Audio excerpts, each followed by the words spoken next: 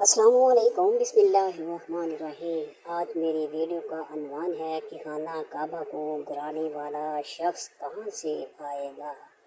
سرور کائنات آقا تاجدار حضرت محمد صلی اللہ علیہ وسلم نے فرمایا کہ قرب قیامت ایک شخص کعبہ میں داخل ہوگا جو خانہ کعبہ کو گرا دے گا اور اس کے ٹکڑے ٹکڑے کر کے سمندر میں بہا دے گا، کعبے کے زیورات چوری کرے گا اور غلاف کو پھاڑ کر اپنی چادر بنا لے گا۔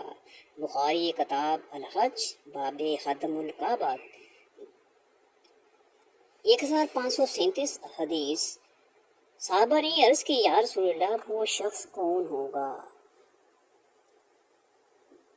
جس کی نسل اور خاندان کیا ہوگا، اس کا حلیہ کیا ہوگا اور وہ کیوں خانہ کعبہ کو گرائے گا، وہ ایسی غلطی کیوں کرے گا۔ حضور صلی اللہ علیہ وسلم کا چہرہ سرخ ہو گیا اور ایسی تفصیل بتائی کہ سب ہی رونے لگے۔ پیارے دوستو، اس واقعے سے پہلے آپ کو بتاتے چلے کہ خانہ کعبہ اللہ تعالیٰ کا گھر ہے اور ظاہر ہے جس کا گھر ہوتا ہے وہی اس کی حفاظت بھی کرتا ہے، لیکن یہ قیامت کے نشانیوں میں سے ایک نشانی ہے کہ ایک شخص خانہ کعبہ گرائے گا۔ یہ یاد رہے کہ اس سے پہلے بھی بہت بار کعبہ کو گرانے کی کوشش کی گئی، لیکن کوئی بھی اس میں کامیاب نہ ہو سکا۔ ایک دفعہ یمن کے بادشاہ ابرا نے خانہ کعبہ کو گرانے کی کوشش کی تھی تو اس کا کیا حشر ہوا تھا، یہ سبھی جانتے ہیں۔ حضرت محمد صلی اللہ علیہ وسلم کی پیدائش سے 25 دن پہلے یمن کا بادشاہ ابرا ہاتھیوں کی فوج لے کر خانہ کعبہ کو گرانے کے لیے مکہ پر حملہ آور ہوا تھا۔ اس کا سبب یہ تھا کہ ابرا نے یمن کے دارالسلطنت صنعا میں ایک بہت ہی شاندار اور عالی شان گرجا بنایا اور یہ کوشش کی کہ عرب کے لوگ بجائے خانہ کعبہ کے یمن آ کر اس گرجے گھر کا حج کرے۔ جب مکہ والوں کو یہ معلوم ہوا تو قبیلہ کنانا کا ایک شخص غیظ و غضب میں جل بن کر یمن گیا اور وہاں کے گھر جا کر میں پخانہ کر کے اس کو نجاست سے لت پت کر دیا۔ جب ابرا نے یہ واقعہ سنا تو وہ طیش میں آپے سے باہر ہو گیا اور خانہ کعبہ کو ڈھانے کے لیے ہاتھیوں کی فوج لے کر مکے پر حملہ کر دیا اور اس کی فوج کے اگلے دستے نے مکہ والوں کے تمام اونٹوں اور دوسری مویشیوں کو چھین لیا۔ اس میں 200 یا 400 اونٹ حضرت عبد المطلب کے بھی تھے۔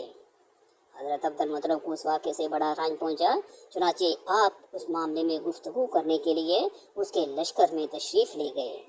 جب ابرا کو معلوم ہوا کہ قریش کا سردار اس سے ملاقات کرنے کے لیے آیا ہے تو اس نے آپ کو اپنے خیمے میں بلا لیا اور جب حضرت عبد المطلب کو دیکھا کہ ایک بلند قامت، روبدار اور نہایت ہی حسین و جمیل آدمی ہیں جن کو پیشانی پر نور نبوت کا جاہ و جلال چمک رہا ہے، تو صورت دیکھتے ہی ابرا مرعوب ہو گیا اور بے اختیار تخت شاہی سے اتر کر آپ کی تعظیم و تکریم کے لیے کھڑا ہو گیا اور اپنے برابر بٹھا کر دریافت کیا کہ کہیے سردار قریش، یہاں آپ کے تشریف آوی کا کیا مقصد ہے؟ حضرت عبد المطلب نے جواب دیا کہ ہمارے اونٹ اور بکریاں وغیرہ جو آپ کے لشکر کے سپاہی ہانک لائے ہیں، ان سب مویشیوں کو ہمارے سپرد کر دیجیے۔ یہ سن کر ابرا نے کہا، اے سردار مکہ، میں تو یہ سمجھتا تھا کہ آپ بہت ہی حوصلہ مند اور شاندار آدمی ہیں، مگر آپ نے مجھ سے اپنے اونٹوں کو سوار کر کے میری نظروں میں اپنا وقار کم کر دیا ہے۔ اونٹ اور بکری کی حقیقت ہی کیا ہے؟ میں تو آپ کے کعبہ کو توڑ پھوڑ کر برباد کرنے کے لیے آیا ہوں، لیکن آپ نے اس کے بارے میں کوئی گفتگو نہیں کی۔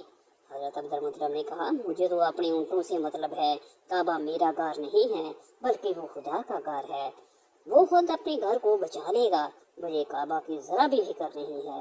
یہ سن کر ابرا اپنے فرعونی لہجے میں کہنے لگا، اے سردار مکہ، سن لیجئے، میں کعبہ کو ڈھاکا اس کی اینٹ سے اینٹ بجا دوں گا اور وہ زمین سے اس کا نام و نشان مٹا دوں گا، کیونکہ مکہ والوں نے میرے گرجے کی بڑی بے حرمتی کی ہے، اس لیے میں اس کا انتقام لینے کے لیے خانہ کعبہ کو مسمار کر دینا ضروری سمجھتا ہوں۔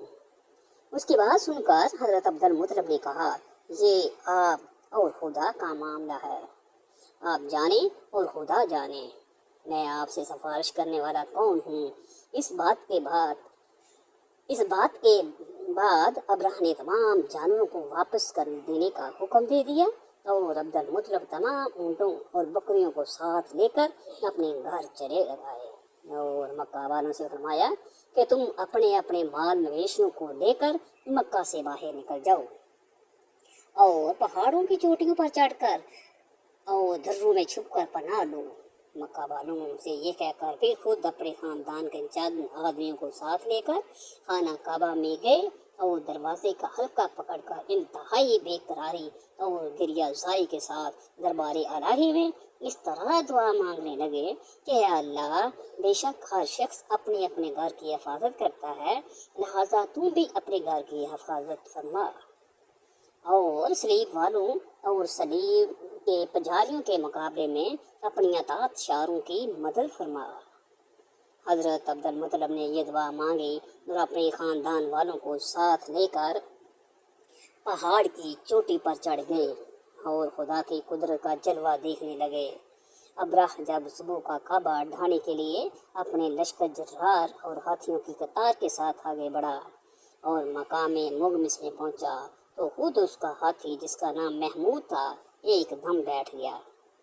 ہر چند مارا اور بار بار لڑکایا مگر ہاتھی نہ اٹھا۔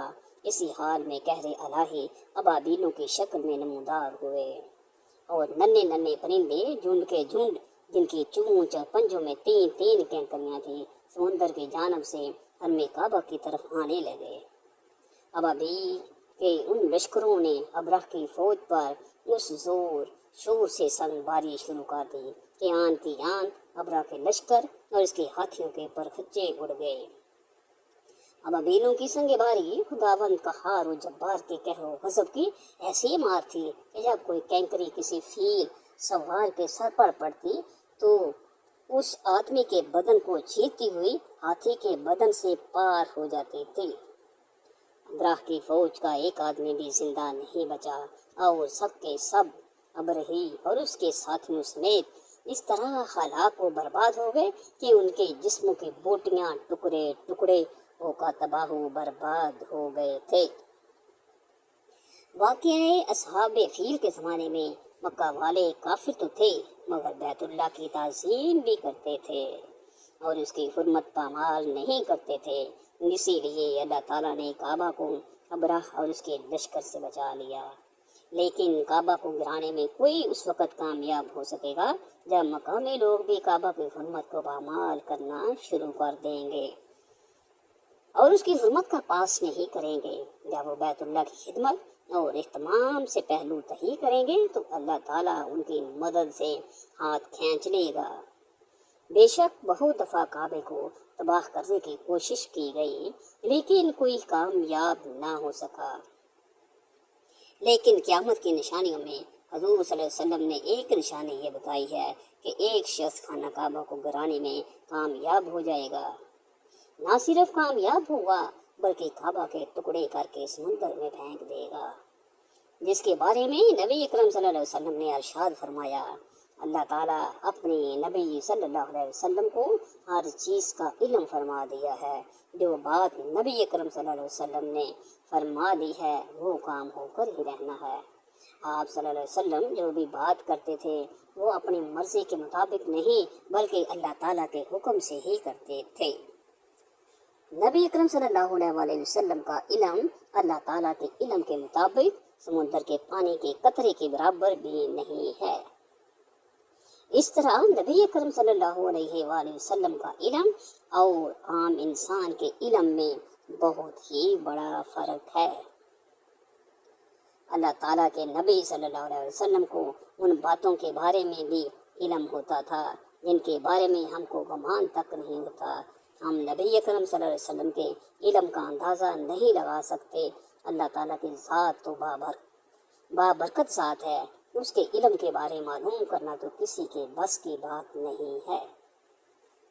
محدثین اکثر علماء اکرام کا کہنا ہے کہ جب قیامت قریب آنے والی ہوگی تو خانہ کعبہ کو گرائے جانے کا قصہ پیش آئے گا۔ جن لوگوں کو اس کے بارے میں علم ہے ان کو اس کے بارے میں حدیث مبارکہ کی روشنی میں بتاتے ہیں۔ خانہ کعبہ کی نشانیوں میں سے ایک نشانی یہی ہے، جب تک کعبہ قائم ہے اس وقت تک دنیا بھی قائم و دائم رہے گی۔ جب خانہ کعبہ کو گرایا جائے گا تب قیامت رونما ہوگی۔ جب قیامت قریب آئے گی ایک بدبخت حبشی خانہ کعبہ کو گرا دے گا، پھر قیامت آ جائے گی۔ اس کمینے حبشی کے بارے آقا دو جہان صلی اللہ علیہ وسلم نے ارشاد فرمایا کہ اس حبشی کی شکل و صورت ایسی ہوگی، ایک چھوٹے چھوٹے پنڈلیوں والا حبشی خانہ کعبہ کو گرا دے گا۔ جبکہ بخاری شریف میں لکھا ہے کہ حضرت محمد صلی اللہ علیہ وآلہ وسلم نے ارشاد فرمایا کہ گویا میں اس حبشی کو دیکھ رہا ہوں کہ وہ کالا اور چوڑی ٹانگوں والا ہے، کعبہ کے پتھر اور اینٹوں کو اکھاڑ اکھاڑ کر پھینک رہا ہے۔ بخاری کتاب الحج باب ہدم الکعبہ تو 1537 حدیث نمبر 1595 1596 بخاری شریف میں ہے۔ قرب قیامت کے وقت حضرت عیسیٰ علیہ السلام کے پردہ کرنے کے بعد جب لوگوں کے سینوں سے قرآن پاک اللہ تعالیٰ اٹھا لے گا تو اس کے بعد وہ بدبخت حبشی خانہ کعبہ کو گرائے گا۔ اس حدیث میں الحج کا لفظ ہے، اور الحج وہ ہے جو اکڑتا ہوا چلے یا چلنے میں اس کے دونوں پنجے تو نزدیک رہیں اور دونوں ایڑیوں میں فاصلہ رہے۔ وہ حبشی مردود جو قیامت کے قریب کعبہ ڈھائے گا وہ اسی شکل کا ہوگا۔ دوسری روایت میں ہے اس کی آنکھیں نیلی، ناک پھیلی ہوئی ہوگی، پیٹ بڑا ہوگا، اس کے ساتھ اور لوگ ہوں گے، وہ کعبے کا ایک ایک پتھر اکھاڑ ڈالیں گے اور سمندر میں لے جا کر پھینک دیں گے۔ رسول اللہ صلی اللہ علیہ وسلم نے فرمایا ایک شخص کی حجر اسود اور مقام ابراہیم کے درمیان بیعت کی جائے گی، اس گھر کی حرمت کو اس کے رہنے والے ہی پامال کریں گے، اور جب ایسا ہوگا تو پھر عربوں کی ہلاکت اور بربادی کے بارے میں پوچھا نہ جائے گا۔ پھر حبشہ سے ایک لشکر آئے گا جو کعبہ کو تباہ و برباد کر دے گا۔ اس تباہی کے بعد پھر اللہ کا یہ گھر کبھی آباد نہ ہو سکے گا، یہی لوگ اس کا خزانہ بھی نکال کر لے جائیں گے۔ عبداللہ بن عمر رضی اللہ تعالی عنہ سے روایت ہے کہ نبی اکرم صلی اللہ علیہ وسلم نے فرمایا اہل حبشہ کو چھوڑے رہو جب تک وہ تمہیں چھوڑے ہوئے ہیں، کیونکہ کعبہ کے خزانے کو سوائے ذو یقتین حبشی کی کوئی اور نہیں نکالے گا۔ سنن ابی داؤد کتاب الملاحم حدیث نمبر 4309۔ آخری زمانے میں حضرت عیسیٰ علیہ السلام کے وصال کے بعد جب سینوں سے قرآن پاک اٹھا لیا جائے گا تو اس کے بعد وہ بدبخت حبشی خانہ کعبہ کو گرائے گا۔ یہ قیامت کے بالکل نزدیک ہوگا۔ یہاں یہ بات بھی ذہن میں رہے کہ ان قیامت کے نشانیوں سے متعلق روایات میں چند ایک معاملات اور شخصیات کو چھوڑ کر ان کا وقوع ہونے کا وقت، حالات، شخصیات و اقوام عالم کا معاملہ کافی مبہم ہے، اور واضح نہیں ہے کہ اس پر کوئی حتمی رائے دی جا سکے کہ کب کون کیسے خروج کرے گا وغیرہ وغیرہ۔ آج کل کے سیاسی تناظر میں لوگ اور اکثر علماء کرام بھی یہ سمجھ رہے ہیں کہ بس قیامت صرف چند سالوں یا دہائیوں میں آنے والی ہے۔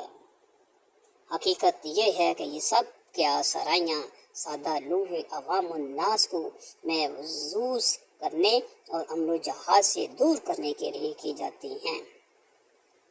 اگر گہری نظر سے دیکھا جائے تو بڑے بڑے فتنے تو کئی صدیاں پہلے سے ہی رونما ہونے شروع ہو گئے تھے۔